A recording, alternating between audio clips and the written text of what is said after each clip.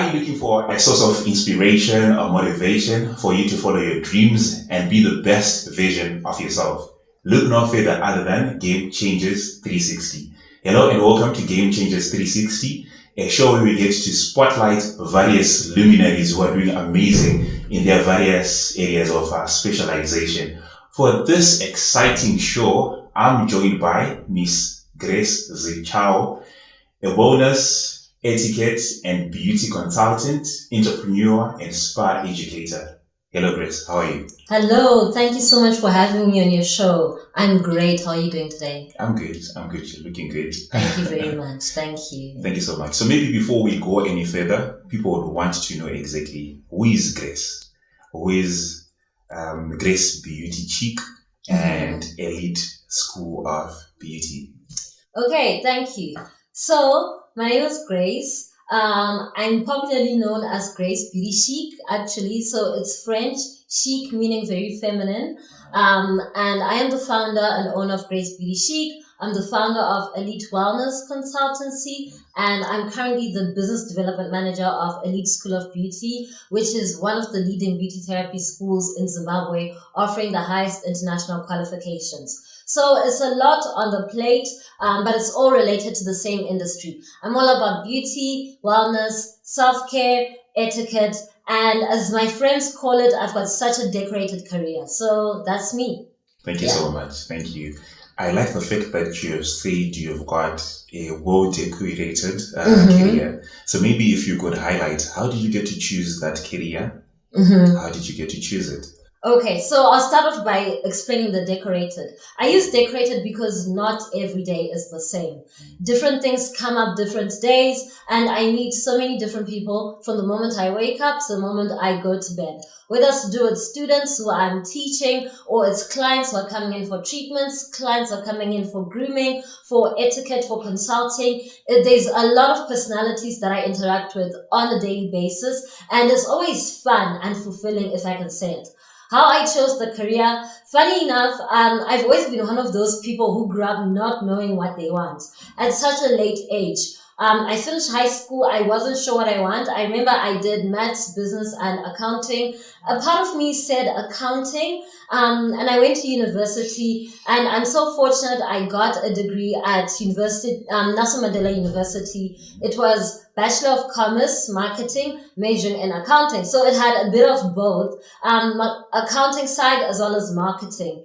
And then I dropped accounting in my last year and focused more on entrepreneurship and marketing. And even still, by the day I graduated, I didn't know what I wanted to be. I didn't know where my life was going to take me. But I was so creative and I loved color. I was always excited about life, and I knew marketing could be applied in any industry that I would have chosen. When I finished university, my parents had the school running, the beauty school, and I started appreciating the industry and seeing how many things I can branch into from just being in the industry. So I remember saying I want to give it a try just for 6 months. And my parents are like, it's okay, you can always change industries. Life is like that. But from that moment, I've been in this industry and I've seen so many opportunities coming out from just studying beauty with a marketing background. I've gone into etiquette. I've gone into education. I've gone into professional conduct training. I've gone to do spa parties and to be a spa host. So it's quite exciting. And if there's anyone watching this who is not too sure where they're going to be, I would say to them, don't worry, but whatever you do, don't stop moving. Keep on doing something. Stop procrastinating with your career. Keep on doing something. And from trying lots of different things and having experience, you could pick up what you're really passionate about and what sets you on fire. Where work doesn't feel like work, but it feels like an exciting adventure. Interesting. That was a lot. That was a lot. But I'm sure people were able to pick all the motivation, how you the journey. Because I know for sure that it's to do with picking a career. It's something that's daunting. It's not easy. But here you are. And funny enough, it's not something that you wanted to do, but you're now enjoying it. The accounting part got to me, but I dropped it. is an accountant. But it still comes in handy, I tell you, because even up to now, I handle the main accounts. And I'm always grateful for all the skills that I learned with accounting, and it taught me to be very detail oriented, which can be a unique selling point in our country, where a lot of things we sort of just wash them away. But if you've got a mind that is detail oriented, you're able to pick up things and to pick up opportunities to exploit. So I'm still grateful I've got the accounting. Thank you. So in other words, everything that you learned was trying to pick the right career for you. It's still working some way. Yes, most definitely. Yeah. Amazing. Every experience has been such a building block to where I am right now, and I know it will still continue to be a building block to where I'm going to be. So I'm grateful. Like I said, just don't stop. Just don't stop whatever you do. Keep trying new things, explore new things, and you will find it, or they say your passion will find you.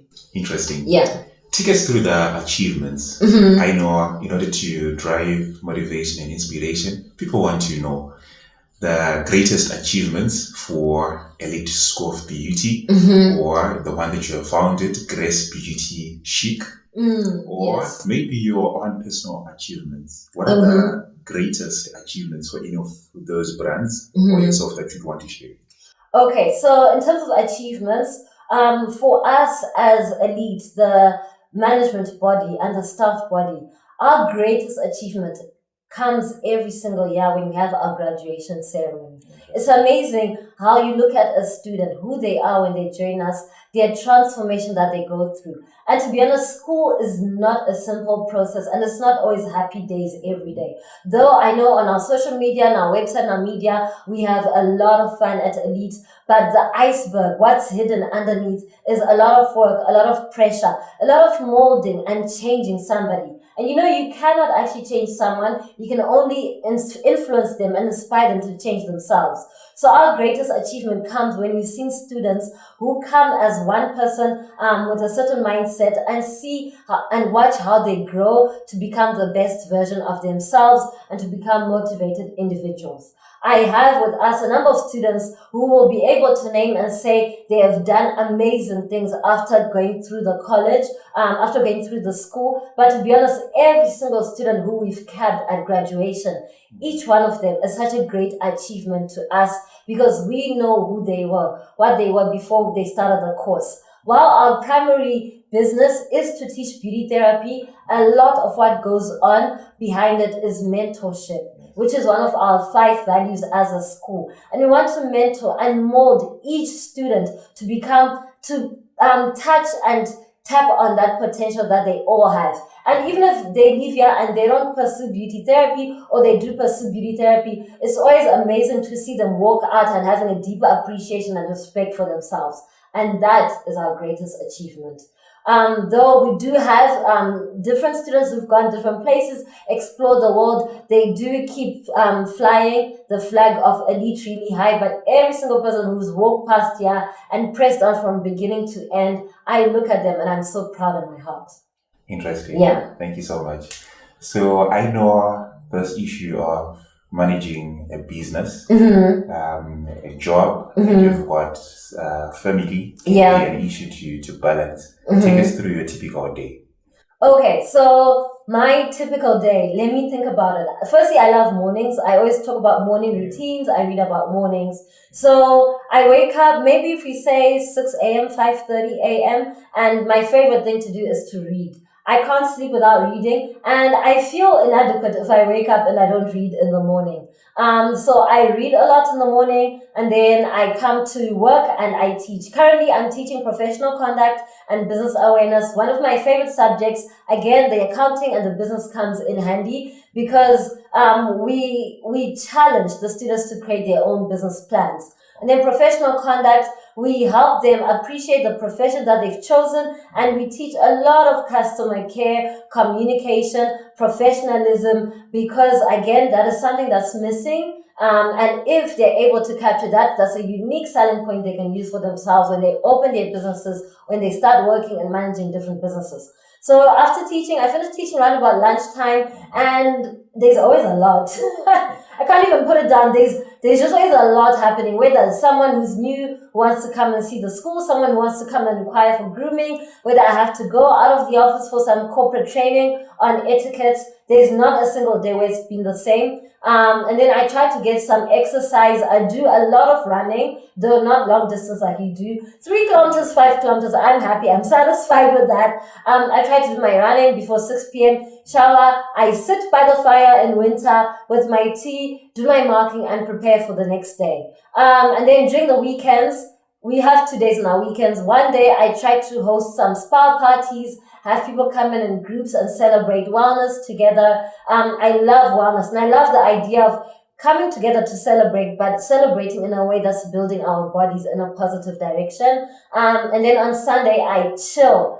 That means either going out for lunch with a friend or chilling at home and reading my book and preparing myself mentally for the next Monday, which is always like this. So I do live a busy life. In terms of social, I try to bring the social aspect of my life in a way that grows me. So socially, I will go for a walk after work with a friend, or I'll have a friend come over. We do some exercise, yoga, Pilates. That's where I bring in my social life. So I know I could do better on the social, but I'm always saying I've got the energy. Let me work now. And I'll say once every month, I make an effort to travel. So that is my work-life balance.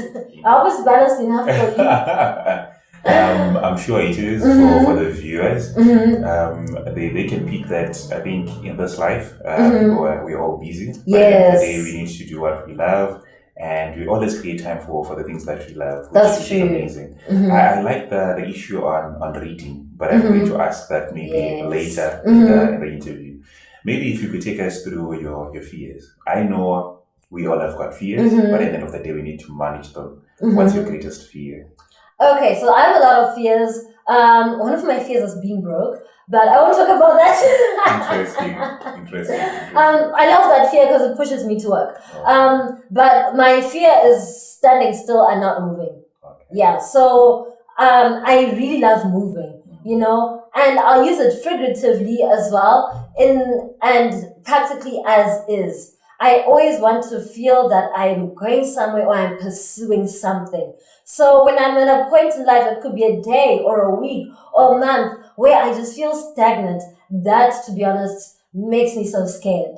Makes me so scared that I always think, what can I start studying? What can I start? What project can I start moving on? So yeah, I've got a fear of standing still in one position and not going anywhere.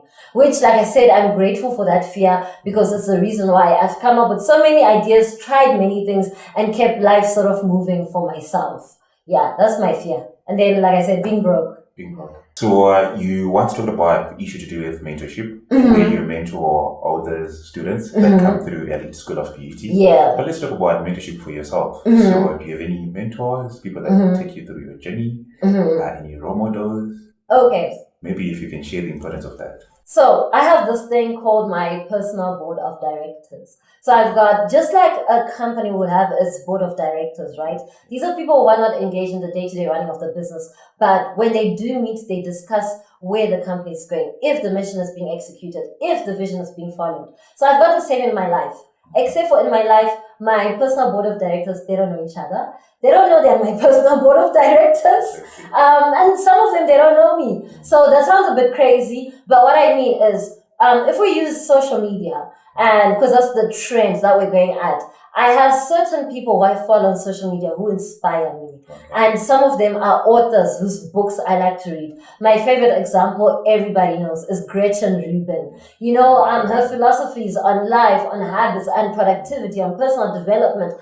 I follow them and I've seen what they've been doing to my life. I listen to a podcast. When I go for my walks, if I don't have a friend, I'm alone, I listen to a podcast. And I've really grown from the simple messages that she says.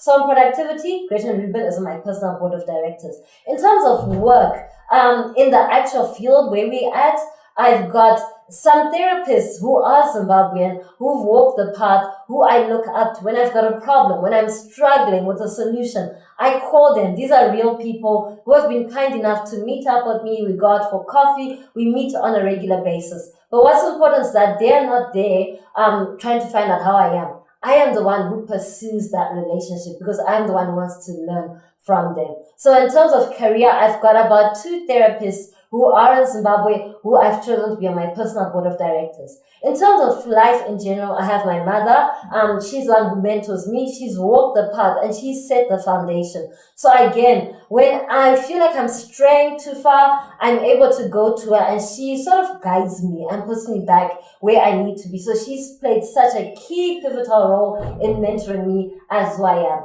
And from the different areas I've worked, I remember when I was in Qatar, I would make friends, even with older people, who would also guide me and share their mistakes with me so that I wouldn't go and make the same mistakes.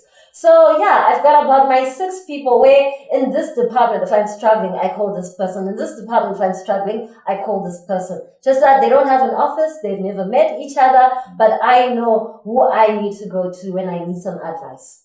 Interesting. Yeah. Thank you so much for that. You've been talking about it's to do with reading, that you are so much of an avid reader. Yes. I remember when the year started, you had gone through into, I think, 3 books in 2 months. Yes, in 2 weeks. In 2 weeks. In 2 weeks. In Yes. 2 months. Thanks to lockdown, I did a lot of reading. Yeah. So maybe if you could share 3 of your best books and the authors. Okay. And maybe some of the great takeaways from those books. Okay, so of course I'll start with Gretchen Rubin. She's my favorite author. And she's written 2 books. So I'm going to talk about 2 books for Gretchen Rubin. The first one that I love is called Better Than Before. I love that book because she talks about how you as an individual can become better than who you were before in every area of your life. And she uses such simple, practical tips, like maybe wake up 5 minutes earlier, or maybe incorporate like 10 minutes of exercise during your day. Maybe delegate your work instead of trying to do all your work together. It's very simple and practical and it works. She uses such daily examples that work well for me. So I listen to Gretchen all the time. The other book that she's written, which I love, is called The 4 Tendencies, where she's divided humans into a framework according to how we respond to inner expectations and outer expectations. And according to that, I am a rebel, believe it or not. Which means I struggle to do things just in general. If I want to go for a run, it's not easy. But I can work with accountability where I have a friend who goes for a run with me. If I want to read, it's not easy. But I can give myself a goal. And because I want to be known as a best reader, the goal pushes me to read. So I love how she says, who you are, it's okay. But work around your personality so that you can achieve your goals. So those are my 2 books by her, which I like. Another book that I like is by James Clear. I read it beginning of the year. It's called Atomic Habits. And it also says for you to become amazing, it starts with the little habits that you develop in your life. And I've been working on those principles of changing just the little things in your life to become a better person. Like I said, if it's choosing to substitute your diet with something that's healthier, choosing to wake up an hour early, 5 minutes early to read a page extra, just doing continuous improvement on yourself as an individual and following those principles. It's amazing when I look at Grace 2 years ago and Grace today, I can see how I've grown, but on a specific day, I can't see because it's small incremental changes that lead to big results. So those are my 3 books that I can say. Another author, she's also my personal board of directors. Her name is Amy Landino, and she speaks about how to make the most of your time in a way that serves you, in a way that makes you productive, that makes it profitable, but also in a way that you enjoy. And at the end, life is all about time. So those are my books. Interesting. I wonder who's the chairman, which ones are the non-executive directors. Exactly. It depends what's happening in my life, you know. Am I feeling emotional? It's the emotional one. Am I wanting to make money, to hustle? It's the one who talks about hustling and business. So it depends what's going on in my life. But they all are in my personal board of directors. Oh, interesting. Then there's an issue to do with values, personal values. So I understand certain people, they cherish certain values, they have certain values at personal level. Things that you say, this is the things that define you. Do you have such? Yes, definitely. And actually, I've gone to extend my personal values to make them my business values. So my business, which I founded, is Grace Beauty Chic. And my values follow the Chic principle. CHIC. First one, my favorite word, communication. Everybody knows that. I joke about communication being my favorite word, that I tell people I'm going to name my child Communication. Ouch. Ouch. So I'll just say each of them. Communication, I believe in communication, living in a world where there's clear communication and we're not on assumptions. We're not trying to think what others think about us. We're not trying to think how others feel, because we are free and able to put out on the table and to talk face to face. So I really value communication. That's how organizations can move forward. That's how you get feedback from all your stakeholders if you set clear patterns of communication. So that's number one. The H is honesty, just being truthful in whatever you do, and do it with your wholeness, your whole self, and not trying to copy somebody, not trying to be somebody. Be who you are genuinely and honestly in whatever business deal or personal conversation that you're in. The I is integrity, doing anything that you do as if people are watching you. So working with truthfulness is similar to honesty. Working with truthfulness, doing the correct thing all the time without cutting corners, without taking breaks. Just do what needs to be done as promised. So if we say we're going to meet and I'm going to bring you 5 liters of soda, I need to bring the 5 liters. I can't bring less than that. So just doing the correct thing all the time. And then the last one, the C is care. Caring and loving those around you. I know we live in a brick and mortar world, but at the end, we're all humans with emotions. Just taking a second to care about how I make the other person feel. Am I inspiring them? Am I showing them love? Am I respecting them? How does someone feel after interacting with me? How do I care for the other person and put myself in their feet? So that is the Chic principle: communication, honesty, integrity, and care. If I tell someone that I'm going to bring 5 liters of soda, bring 8, is it a problem? It's fine. Doing over and above expected always the But I best. shouldn't bring 4. Yeah, you should bring 4, of course. Yes. Giving value. Yes. I like the communication value, because I think it's something that people don't take it, people take it lightly. That's so true. But at the end of the day, it can dent a relationship. That is so true. Yeah, we just need to communicate and be truthful in however we're feeling. And also to create environments where people can be really who they are themselves instead of trying to be somebody who they're not. So if you can do that, I think that's amazing. That's important. Yeah. Thank you. Then, walking this journey, I'm sure I have learned a lot in terms of maybe the mistakes that you have made, as well as the success stories. What kind of advice would you give to a 21-year-old you? A 21-year-old me. What did I wish I had known? I would say respect yourself and love yourself and treat yourself like you do matter. If you have any ideas, work on them, explore them. Don't have the attitude of it's for them, Zichawo. No, you are also worthy. Your opinions matter and they also value. So don't be afraid to act on any ideas that you may have. Respect yourself to listen to your ideas and to trust your ideas so much. I think of all that I've done, and I'm always like, if I had started at 21, where would I be? Because I think I really started being serious at about 27, 28. But if I started earlier, I would have been way ahead of where I am. But all things while I am where I need to be right now. So if there's any young person listening to this, I'll definitely say your opinions matter. And respect yourself and listen to yourself. You've got word. Yeah. Interesting. Yeah. So how do you deal with situations where when you're starting there are various challenges and people telling you that maybe you can't do this, you can't do that, or maybe people looking at certain careers as if maybe they're not more important or they are not that prestigious or not worth it. What kind of advice would you give to someone who's going through that? Okay, so there's a lot of points that you covered there. So let me start with people who want to start but they're not starting. I would always say use what you have to start. So you won't have all the resources. You won't even have all the ideas when you start something. But just start with what you have. See what opportunities lie in your life. For me, it was my parents and the foundation that they had built. And I had to start on that. But for you, it could be something else. It could be a friend, it could be a neighbor, a relationship with a friend, or a good other relative. Use what you have and see what you can build onto that. So that's the first thing I'll say to that. And then for others, if you are not confident in your career choice, the confidence needs to come from you. So then maybe that is not your career choice. Otherwise, do your research and study. Let's say you want to go into culinary and that's not a very popular option. You do the studies of what can someone who's got a culinary diploma do after that. Who can I read about who's done culinary and succeeded? What other options can I do with my culinary diploma? And then get the confidence from yourself. If you are confident, however, by your sponsors, because I know when we're young, to be honest, a lot of times we need our sponsors, our parents, our relatives to help us with school.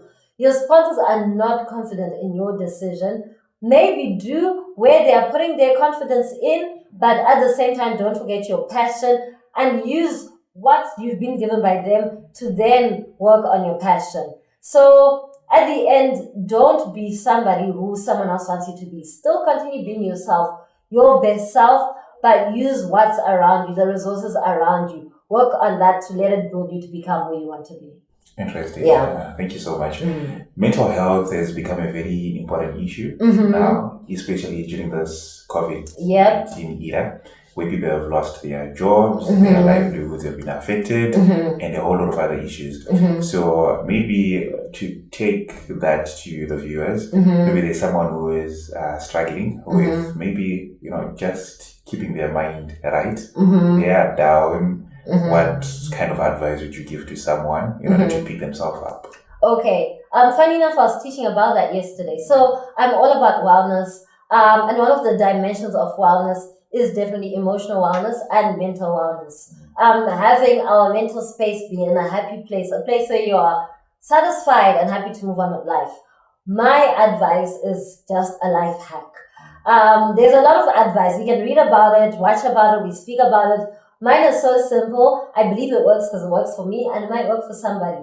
My advice is go practical. You are not feeling well mentally. Everything is done. You feel like it's not raining anymore in your life. It's pouring. I always say stop what you're doing. Clean, physically clean your surroundings, your area. You take a good long bath and compare with how you feel afterwards.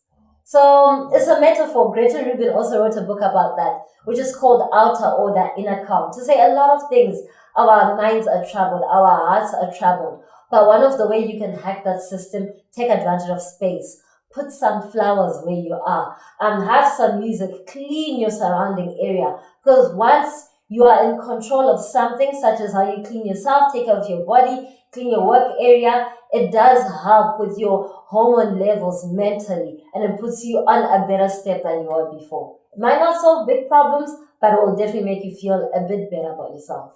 Okay. Yeah, try it. I'll definitely do that. Really is interesting. Yeah. Cleaning my surroundings, cleaning myself, and then compare how I feel. Yeah. It's interesting. Yeah. So a lot of people would want to know that maybe when you're not consulting or when you're not doing your work, what exactly would you be doing? Oh my goodness, travel. Travel. I love exploring. I've got such an inquisitive mind. I love culture, tasting different foods, singing different songs, speaking different languages. So like I said, I've made a life commitment that every quarter I will go somewhere. And doesn't need to be somewhere far, even 50 kilometers from Harare, where I'm from. If possible, outside the country, that would be amazing. But I will always do my best to explore. As of now, I've reached 34 countries. Wow. And I'm still going. I'm really going strong with it. Wherever and whenever I can go, if the opportunity presents itself, I'm on a bus, I'm on an airplane, I am going. And yeah, I believe travel opens you up and helps you to accept other people, and it also helps a lot when it comes to intellectual wellness. It helps you to understand and to connect with different people and really appreciate different cultures, religions, foods, music. So I'm all about travel and exploring anything. Best destination today. Best destination has to be Barcelona in Spain. I was very fortunate to visit it. The culture was so amazing. The language was amazing. And I remember we got lost, and that was amazing. Just getting lost in Las Ramblas, Barcelona. So if you can go to Spain, please put Barcelona on your list. Thank you so much. Yeah. I would have asked a lot of other questions, but unfortunately time is not. So maybe what advice would you give in parting to maybe other young people out there who want to be in business, who are trying to choose careers, and who just want to hit their goals? The only thing I can say now is go after the life you want. And only you know and you can define what life you want. And go for it. Chase it. Give it all you have. A passionate pursuit. You will get there. Thank you. Thank you. There are certain people who would want to maybe get in touch with yourself for mentorship, or maybe they want to be part of Elite School of Beauty, or to also enjoy the various services that you've got at Grace Beauty Chic. Yes, how can they get in touch with you? So on Instagram, you can find us at Elite School of Beauty Zim, or at Grace Beauty Chic, or at Elite Wellness Consultancy. All the above. Or if you just look for my name, Grace Zichawo, you'll be able to locate all the pages.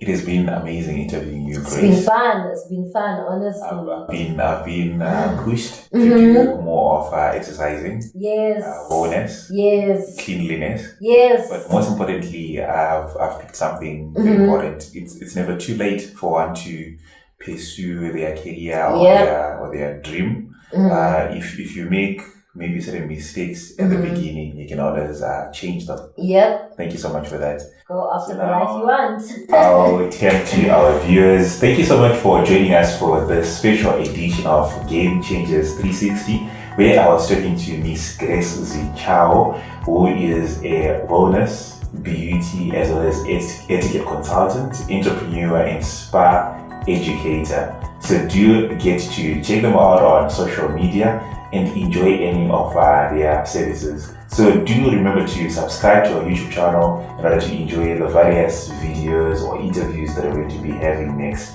Until next time, it's bye-bye for now. Thank you so much.